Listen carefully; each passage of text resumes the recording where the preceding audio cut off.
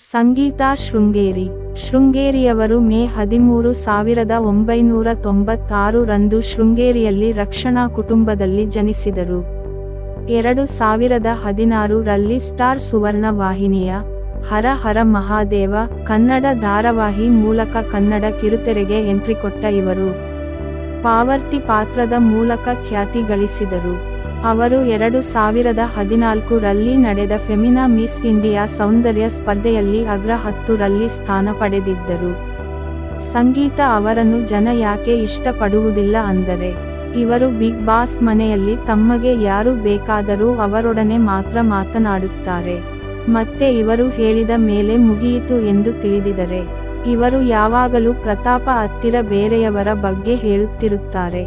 ಆದರೆ ಅವರ ತಪ್ಪುಗಳನ್ನು ಎಂದಿಗೂ ಒಪ್ಪಿಕೊಳ್ಳುವುದಿಲ್ಲ. ಎಲ್ಲವೂ ಸರಿ ಸುಮಸುಮನೆ ಜಗಳಗೆ ಇಳಿಯುತ್ತಾರೆ. ಆದ್ರೂ